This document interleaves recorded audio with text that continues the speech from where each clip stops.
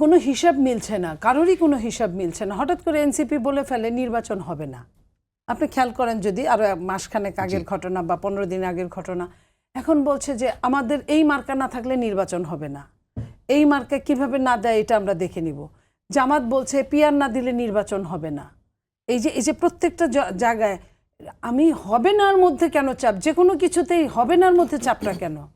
তার মানে কি এখন তো আওয়ামী লীগ নাই, তাহলে আপনি এই কথাগুলো কেন তারা কেন বলছে?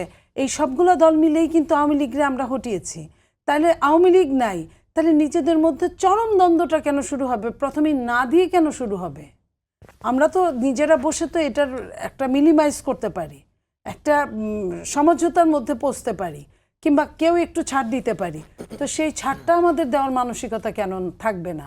এবং এই ছাড় দেওয়ার মানসিকতা না থাকার কারণেই ওই যে সেনাপ্রধান বলছেন না যে আপনারা যদি এরকম করেন, এই কাদা ছোড়াছুড়ি করেন, তাহলে কিন্তু এই দেশের সার্বভৌমত্ব কিন্তু কঠিন অবস্থার মধ্যে পড়তে পারে, বিপন্ন হওয়ার পথে যেতে পারে।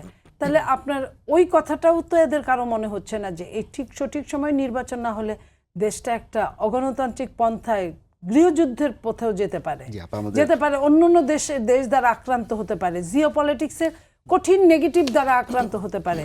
তো এই জিনিসগুলো তো সবারই প্রয়োজন। এই দেশটা তো আমাদের একার না, সবার দেশ।